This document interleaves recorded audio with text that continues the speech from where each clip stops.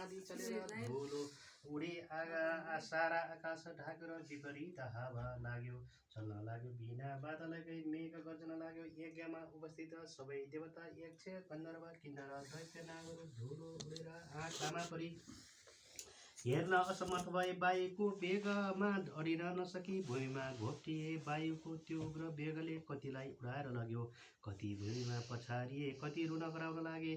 त्यस हुरीमा परेर कतिको हात भाँचियो, कतिको खुट्टा मर्कियो, कतिले भूमिमा टाउको टेक्न पुगे, कतिको मुख भूमिमा घोप्टिएर माटो खान लागे। उठ्न असमर्थ भएका जति रुन कराउन लागे, कति रक्षा गर बचाऊ भन्न लागे। यस्ता प्रकारले यज्ञमा उत्पात भएको देखि केही बेरपछि हुरीको वेग कम भयो र दक्ष प्रजापतिले चिन्ता गरी सबै छोरीजालाई डराउनु पर्दैन भनी सान्त्वना दिइसकेपछि चित्त व्याकुल गरी अब कसो गरौँ भन्दै गुरु बृहस्पति कहाँ गई बिन्ती गरे। हे गुरु, अनर्थ भयो, अब कसो गर्ने, असम्भव कुरा प्रत्यक्ष भयो भन्दै भयभीत स्वरमा कराउन लागे। त्यसै बेला नारदजीले सत्यदेवीले अग्निकुण्डमा हाम फाले प्राण त्याग गरेको देखि हावाभन्दा पनि वेगले शीघ्र कैलाश पुगी महादेवका चरणमा दण्डवत गरी उभिरहे।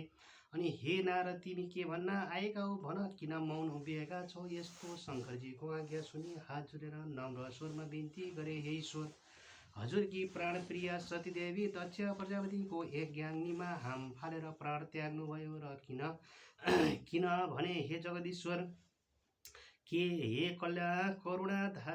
करुणानिधे पापिष्ट दक्षले हजुरलाई अनेक क्षुद्र वचनले हेला गरी निन्दा गरेको त्यो महादेव कहाँको देवता हो, त्यो त बौला हो। त्यसलाई नडाकेर मेरो के हुन सक्दछ र मेरा 33 कोटी छोरी ज्वाइँ र ब्रह्मा विष्णु आदि छँदैछन्, कस्तै भए पनि म त्यसलाई डाक्ने होइन इत्यादि अनेक दुर्वचन बोलेको सुन्दा सहन नसकी क्रोध युक्त भएर भूमिमा लात्ताले हानी यज्ञको परिक्रमा गरी कसैको पनि मुखतर्फ नहेरी केवल हजुरको नाम शिव शिव भन्दै यज्ञाग्निमा हाम फाली प्राण त्यागिन्। हे प्रभु, हजुरको डरले अग्निले देह दग्न गर्न सकेका छैनन्, केवल प्राण छाडेर यज्ञकुण्डमा शयन गरे झैँ सुतिरहनु भएको छ। हे ईश्वर, यही कुरा बिन्ती चढाउन आएको हुँ। हे चन्द्रमौल, अनर्थ भयो, अब के गर्ने। यति भनी नारद उभिरहे र नारद मुनिका कुरा सुनेर महादेव आज्ञा भयो। हे मुने, तिमीले भनेको कुरा निश्चय हो कि होइन। शिवको वचन सुनि नारदले भने, हे जगदीश्वर, हजुरका सामु मिथ्या बोल्ने मेरो साहस अथवा शक्ति ममा छैन। ध्यान दृष्टिले हेर्नुभए सत्य ज्ञात हुनेछ। नारदजीका यस्ता वचन सुनि ध्यान दृष्टिले विचार गरी अत्यन्त क्रोधले तिनै नेत्रबाट अग्निका ज्वाला निकाली दारा किटी पाखुरा निमडेजे नारदजीको सामुन्य नै भन्नुभयो। हे मुनि, 33 कोटी देवताले रक्षा गरेको पापिष्ट दक्षको विनाश नगरी छोड्ने छैन। अब तिमी आफ्नो आश्रममा जाऊ भनी बिदा दिनुभयो र नारदजी महादेवलाई दण्डवत प्रणाम गरेर आफ्नो धाममा गए। नारदजी गएपछि शिवजीले सतीदेवीलाई सम्झेर रिसले तिनै नेत्रबाट अग्निका जस्तै ज्वाला निकाली शिखाबाट एउटा जटा झिकेर भूमिमा पछारे। त्यसबाट मेघ गर्जे झै चर्को शब्द गरी भयङ्कर चतुष्ठी योगिनी भूत प्रेत पिचास प्रथम गणे सहित भएर महाकाली उत्पन्न भइन्। कस्ती महाकाली भने डर लाग्दो अनुहार भएकी, लामा दारा निस्केकी, आकाश जस्तो पेट भएकी, बाघको छाला जस्ता छाला कम्मरमा बेरेकी, झाँक्रो फिजेकी, हातमा भयङ्कर खड्कलिएकी, कहिले हाँस्ने कहिले लामो जिब्रो निकाल्ने यस्ती महाकाली शिवजीको सामुन्य उभि के कामले मेरो आराधना गर्नुभयो भनी बिन्ती गरिन्। अनि महादेवले अघि झै अर्को जटा झिकेर भूमिमा पछारे। त्यसबाट पृथ्वी कम्पायमान पार्दै क्रोधित सिंह जसरी गर्जन्छ त्यस्तै ध्वनि निकाल्दै हजार सूर्य जस्तो तेज भएका, सम्पूर्ण शरीरमा खरानी घसेका, मुण्ड माला लगाएका, दायाँ हातमा त्रिशूल लिएका र बायाँ हातले डमरू बजाउने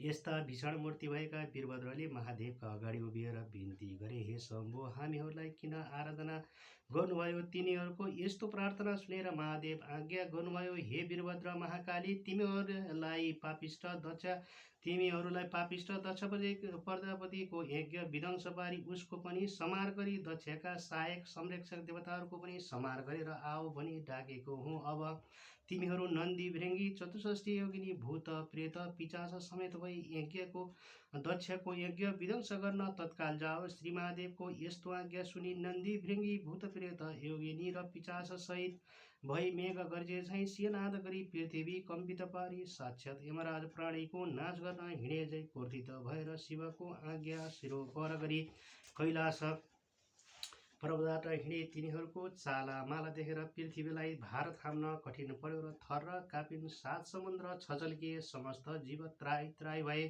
दक्षको यज्ञमा पनि अनेक किसिमका उत्पात हुन लागे। आकाशमा काग र गिद्ध मण्डलकार गरी उड्दै कराउन थाले। स्यालहरू आँखा र मुखबाट आगोको ज्वाला निकाल्दै कराउन र दगुन लागे। रगतको वृष्टि भयो, विपरीत वायु चल्न लाग्यो। यस्तो उत्पात हुन लागेको देखेर यज्ञ मण्डपमा बसेका सबै हाहाकार गर्दै उता यता भाग्न लागे। स्त्री बालक बुढाहरू भाग्न नसकी भूमिमा घोप्टिएर रुन कराउन लागे। कोही अझ के हुने हो भनेर डराई त्राई तराई हुन लागे। ठिक उसै बेला शिवको आज्ञा पाएर उन्मत्त भएका वीरभद्र र महाकाली नन्दी भृङ्गी आदि शिवका गण मेघ गर्जे जस्तै गर्जदै हात्तीका बथानमा सिंह पसे झै दक्षका यज्ञमा पुगेर दक्षद्वारा डाकिएका देवता यक्ष गन्धर्व किन्नर नाग दैत्यसित परस्पर जुधे। त्यो देखेर दक्षका कन्याहरू देवकन्या नागकन्या ब्राह्मण ऋषि मुनि आदि सबै त्राई त्राई नारायण भन्दै रोई कराई 10 दिशातिर भाग्न लागे। कोही भाग्न नसकेर लडे, कसैका हातखुट्टा भाँचियो, कोही टाउकाको भरले पल्टेर माटो खान लागे। कति मूर्छा परि असहाय जस्तै भूमिमा लडिरहे। तर विष्णु पार्वती देवता यक्ष गन्धर्व किन्नर आदि सबैलाई दक्ष प्रजापतिको रक्षा गर्न शस्त्र अस्त्र लिएर वीरभद्र महाकाली माथि प्रहार गर्न लागे। यसरी परस्पर घमासान संग्राम भयो। इन्द्रादि देवताहरूले कुन अस्त्र प्रहार गरे भने इन्द्रास्त्र, अग्न्यास्त्र, देवास्त्र, वरुणास्त्र, पशुपतास्त्र, ब्रह्मास्त्र, कुमार, गदा, खड्ग, मुसल, नागपाल आदिले वीरभद्र महाकाली र 64 योगिनी भूत प्रेत प्रथम गण विषम्भर आदि माथि प्रहार गरे। यस्ता त्रयले आफूमाथि शस्त्रास्त्र प्रहार गरेको देखेर वीरभद्रका गणहरूले पनि कठोर स्वरले गर्जेर दक्षका सैन्य भित्र पसी जति भेटे उतिको टाउको समाती निमोठी हातखुट्टा भाँची मुड्कीले रगत छदाई देवताहरूको संहार गरे। उता महाकालीले प्रत्यक्ष काल जस्तै खड्गले वर्षाकालको प्रचण्ड मेघ गर्जे सिंहनाद गर्दै मृगका फौजमा सिंह पसे झैँ सुकेका प्रालमा आगो लागे जस्तै गरी दक्षका सेनाको संहार गरिन्। वीरभद्र समेत नन्दी भृङ्गी चतुष्षष्ठी योगिनी भूत प्रेत पिचास प्रथम गण समेतले शत्रुतिरका कसैको शिर कसैको हात कसैको खुट्टा छुट्टाए। कसैलाई निमोठी रगत पिएर नाच्न लागे। कोही हाँस्न थाले, कसैको मासु लुछेर खाए, कसैको पोखामा पाल पारेर रगत पिउन लागे। कोही देवता भागे। यसरी दक्षका सेना र कोटी देवताको संहार गरे। यसरी संहार गरेको देखेर दक्षका सेना र देवताले वीरभद्र र महाकालीमाथि आफ्ना शस्त्रास्त्र प्रहार गरे। तर ती सम्पूर्ण शस्त्रास्त्र महाकालीको शरीरमा छुनासाथ आफै भस्म भएर जान्थे। फेरि शिवगण र महाकालीले दक्षका सैन्य र देवगण यज्ञमा आएका धेरै वीरहरू मारिदिए। विषम्भरले पनि सबैका शरीरमा प्रवेश गरी अचेत पारिदिए। अनि वैकुण्ठका स्वामी श्री विष्णुले सम्पूर्ण देवता यक्ष गन्धर्व किन्नर दैत्य नाग सहित दक्षका सबै सेना अचेत भएको देखेर आफ्नो देहबाट शीत ज्वरो उत्पन्न गरेर सबैलाई सचेत गराए। फेरि अनेक शस्त्रास्त्र लिएर बत्तीमा पुतली गए झैँ वीरभद्र महाकालीमाथि जाइ लागे। वीरभद्रले पनि त्रिशूल लिई सिंहनाद गर्दै सुकेका खरमा आगो लगाए झैँ एकै क्षणमा दक्षका अनेक सेनाहरू काटी मारिदिए। तिनमा कसैको शिर छैन, कसैको हात छैन, कसैको खुट्टा छैनन्। यस्तो स्थिति देखेर कोही रक्षा गर भन्दै भाग्न नसकी भूमिमा लडिरहे। यसरी सबै देवताहरूको संहार गरी अन्य दैत्य दानवहरूलाई समाती अग्निकुण्डमा होम्न लागे। वीरभद्रले त्यसरी दक्षका सेना देवता यक्ष गन्धर्व नाग किन्नरहरूको नाश पारी यज्ञ समेत ध्वस्त पारिरहेको हेर नसकी श्री विष्णुले रात आँखा पारी नागले जे निश्वास फेर्दै प्रलय कालमा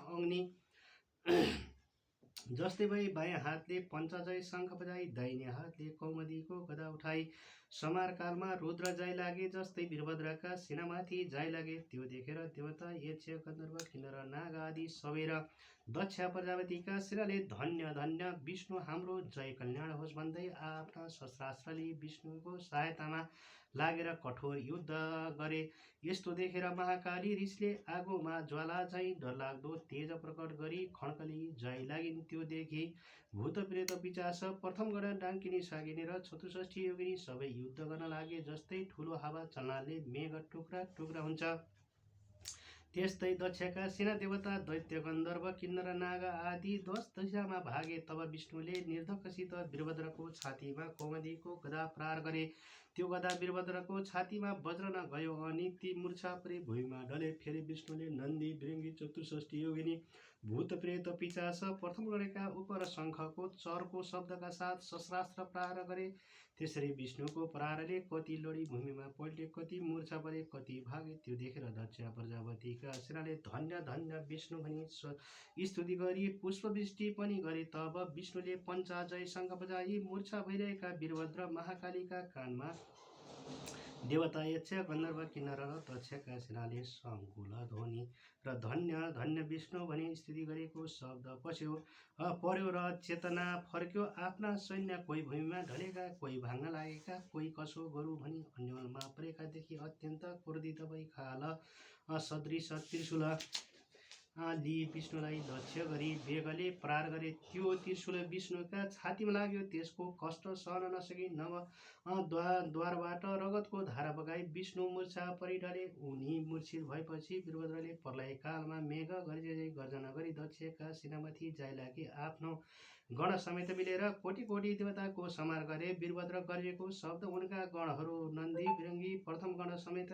कानमा पस्यो र बिउजी उभिएर हेर्दा रणभूमिमा विष्णु मूर्छा परेका र वीरभद्रले दक्ष सैन्य र देवताहरूको संहार गरेको देखेर धन्य धन्य वीरभद्र भने आफ्ना शस्त्रास्त्र लिएर दक्षका सैन्यमाथि जाय लागे। यसरी अत्यन्त भयङ्कर युद्ध भयो। कस्तो युद्ध भने हे मुनि, महाकाली र वीरभद्र उनका सेना समेत जाय लागे अनि कसैको टुप्पी समातेर पछाडि खड्गले हानी मारे, कसैलाई मुर्गीले नै मारे, 64 योगिनीले पनि कतिलाई निमोठेर मारे, कसैको काखीमा पाल पारेर रगत पी मारे, कसैको पोखरी अग्निकुण्डमा होमिँदै। यस्ता प्रकारले देवता यक्ष गन्धर्व दैत्य किन्नरको नाश गरेर वीरभद्रीका सैन्यले जय जय भनी कराएको शब्द मूर्छा परेका विष्णुको कानमा पर्यो र मूर्छाबाट उठेर हेर्दा वीरभद्र र महाकालीले यज्ञ विध्वंस पारी देवताहरू दक्षका सैन्य समेत नाश गरेको देखि अत्यन्त क्रोधित भई राता राता आँखा पारेर हे पापिष्ट, आज तेरो नाश गरेर दक्षको यज्ञ पुरा पारी सबै देवता यक्ष गन्धर्व नाग आदि सबैलाई सन्तोष दिनेछु। आज एकादश र रुद्र तेरो सहायक भएर आए पनि रक्षा गर्न सक्ने छैनन्। सम्पूर्ण दुष्टको संहार गर्ने यो चक्र देखिस् भनी सुदर्शन चक्र देखाए। विष्णुले भनेको यस्तो क्षुद्र वचन सुनेर वीरभद्र ऋषिले चुर भई भन्न छन्, हे पापिष्ट विष्णु, सम्पूर्ण दृष्टिको नाश गर्ने चक्र भनेर देखाइस्। तेरो पराक्रम माफिक त्यो चक्र मेरा उप प्रहार गरेर हेर, मुखले भनेर मात्र केही हुन सक्दैन। त्यस्तो वीरभद्रको वचन सुनि विष्णु रिसाई वीरभद्रलाई ताकेर सुदर्शन चक्र प्रहार गरे। त्यो चक्र अनेक सूर्यको जस्तो तेज र प्रलय कालमा गर्जे झैँ गर्जना गर्दै काल रुद्र नाश गर्न गए झैँ गयो। त्यस्ता प्रकारले आएको त्यो चक्रलाई देखि नन्दी भृङ्गी भूत प्रेत 64 योगिनी प्रथम गण आदि शिवगण त्राई त्राई वीरभद्र महाकाली भनी उनका नजिकै गई। जस्तो समुद्र मन्थनमा कालकूट विष निस्केर सबैलाई भस्म पार्न खोज्दा शिवले पार गर्नुभएको थियो, त्यस्तै त्यो चक्र आएको देखेर मुख बाइदिनाले वीरभद्रको मुखमा पस्यो र निल्न तयार भएको देखि विष्णुले चाँडो गरी वीरभद्रका मुखबाट सुदर्शन चक्र झिकी त्यहाँबाट अन्तर्ध्यान भई वैकुण्ठ जाँदा भए। इति श्री स्कन्द पुराणे केदारखण्डे माघमात्म्ये कुमारहस्ते संवादे श्री स्वस्थानी परमेश्वर्या व्रतकथायां दक्ष सेना वधो नाम सप्तमो अध्याये समाप्त।